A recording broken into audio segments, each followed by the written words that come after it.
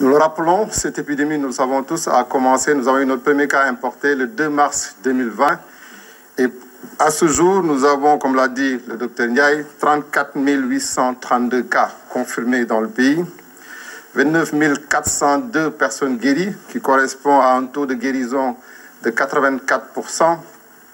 Nous avons un nombre de décès à 888, c'est-à-dire une létalité de 2,5%.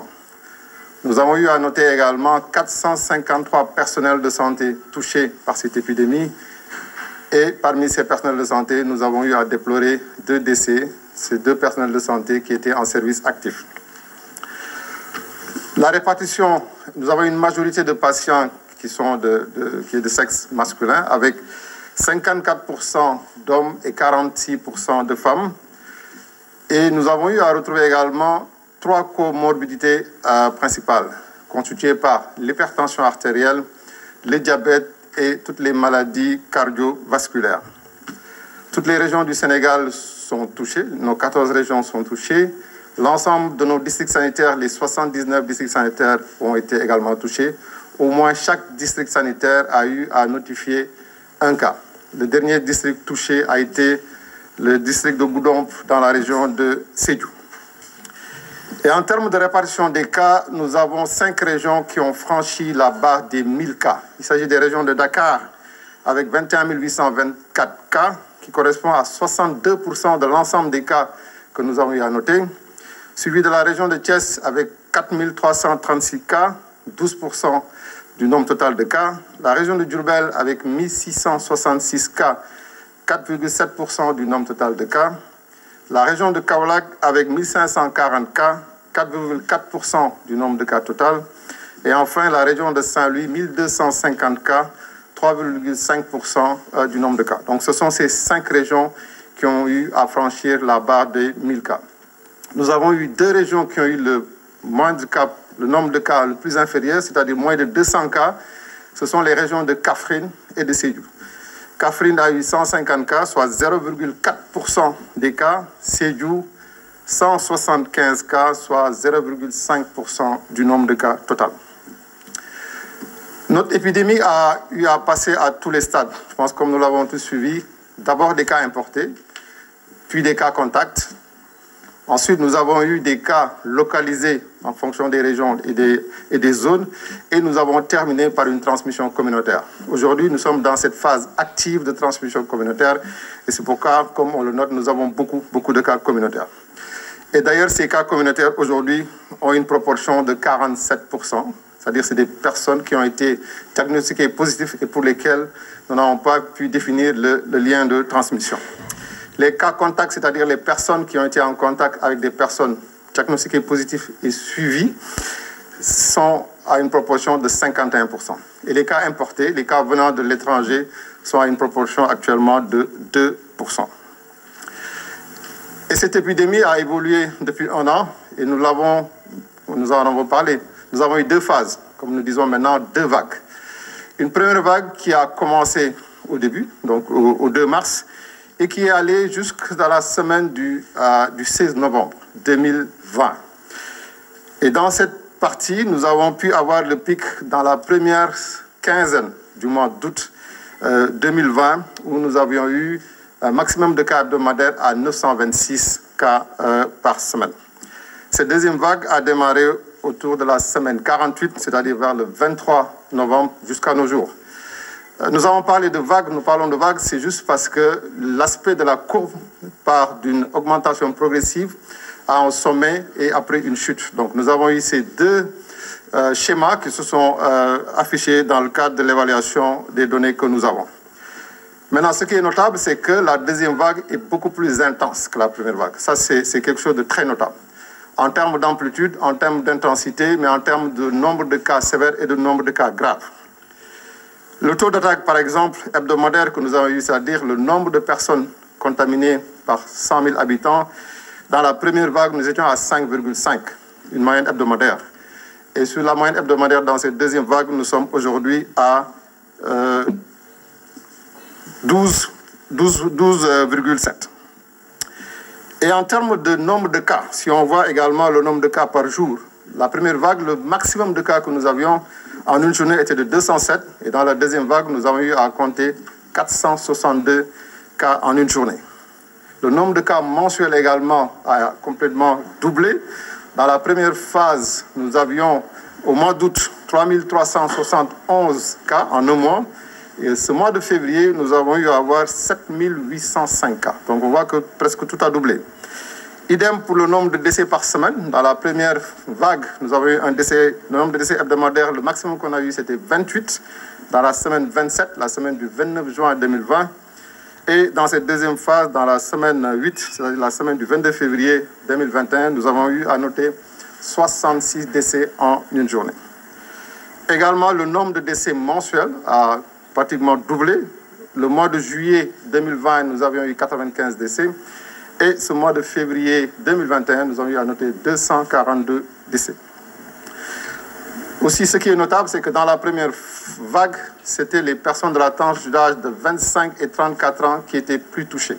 Donc, il y avait une plus grande partie de la population jeune qui était touchée. Et dans cette deuxième vague, nous avons eu plus de sujets âgés. Donc, c'est la tranche d'âge des plus de 60 ans qui ont été les plus touchés. Donc, ce qui peut faire comprendre le nombre important de cas sévères que nous avons, mais également le nombre important de décès. Maintenant, il est aussi notable.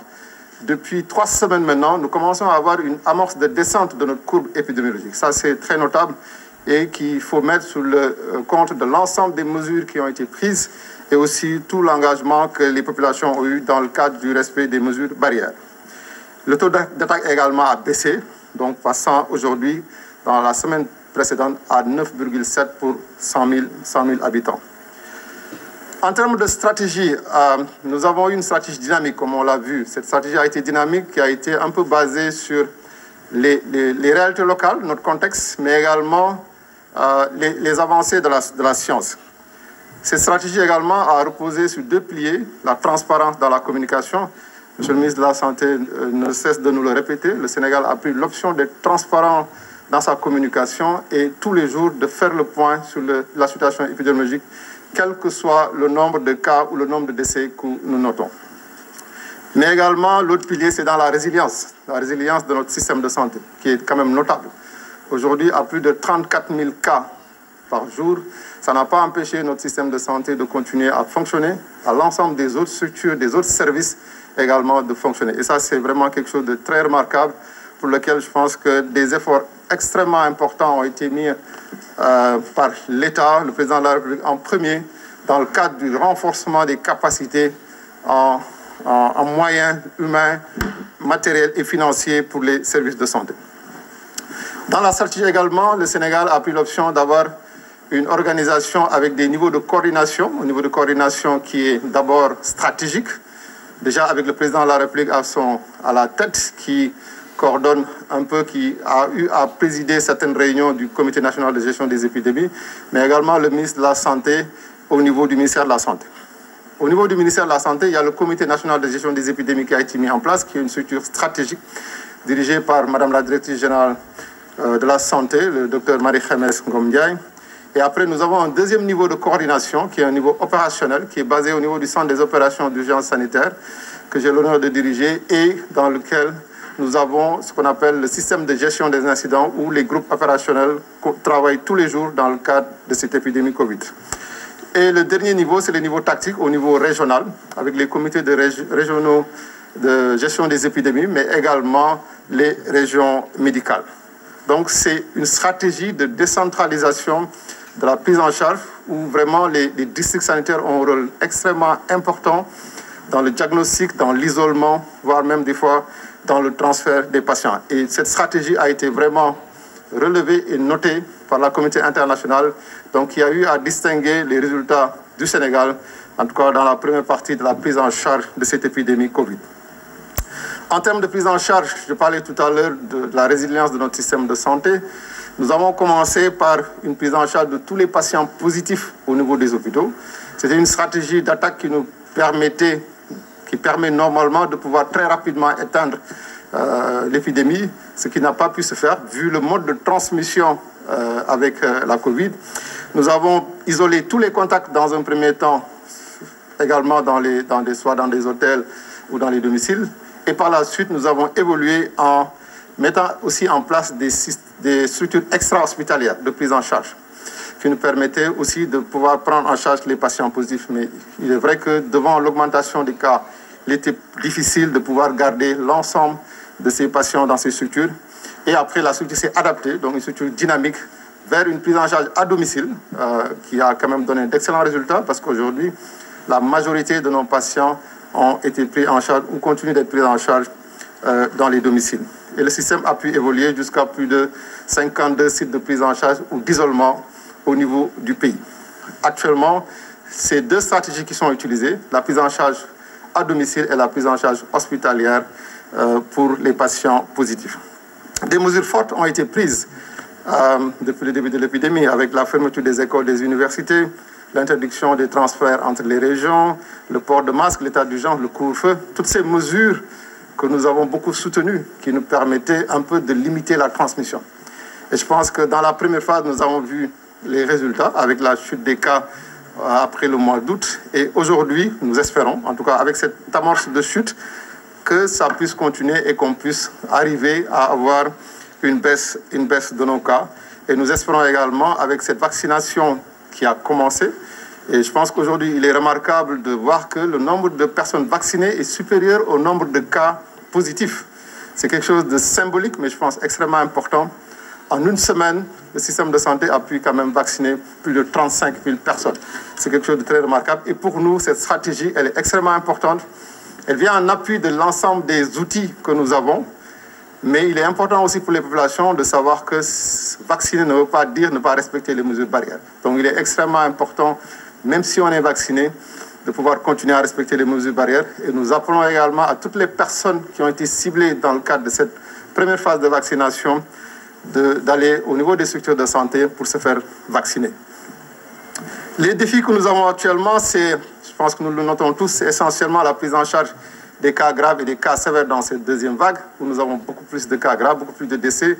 Et vraiment, notre stratégie, c'est d'aller à limiter ces cas et à pouvoir mieux les gérer. Et d'ailleurs, nous voulons vraiment présenter nos excuses aux populations. Je pense qu'il y a des difficultés vont continuer à exister, mais n'empêche, l'ensemble du secteur est en train de faire un travail énorme pour pouvoir vraiment limiter ces désagréments. Et nous sommes sûrs que nous pourrons arriver aujourd'hui avec tous les outils que nous avons, la vaccination, et recommandons vraiment à toutes ces personnes âgées, toutes ces personnes qui ont des comorbidités, d'aller se faire vacciner. Et juste terminer en disant que cette épidémie nous amène à une responsabilité collective. Cette épidémie Covid, ce n'est pas juste une personne, nous avons tous une responsabilité par le respect des mesures barrières, par le respect, en tout cas par la vaccination, si nous sommes dans les secteurs cibles, de pouvoir aller et le faire. Mais également terminer en remerciant l'ensemble des populations qui témoignent au nom du personnel de santé, mais également de tous les autres secteurs, parce que je pense qu'il faut noter que ce n'est pas que le secteur de la santé qui travaille. Nous travaillons dans un cadre multisectoriel, qui est une chose extrêmement importante, avec l'ensemble des services de l'État, des ministères, des organisations nationales et internationales qui nous appuient tous les jours dans le cadre de la coordination. Donc remercier le président de la République, le ministre de la Santé et l'ensemble des populations qui nous témoignent tous les jours de leur soutien. C'est pas facile. Nous sommes à un mois, le personnel de santé est presque proche du burn-out, mais ça n'empêche que pour nous, c'est un sacerdoce, c'est notre travail. Nous allons continuer à travailler dans ce sens et vraiment nous remercions l'ensemble des populations pour ce soutien. Je vous remercie de votre attention et je donne la parole au professeur Seydi pour la suite. Merci.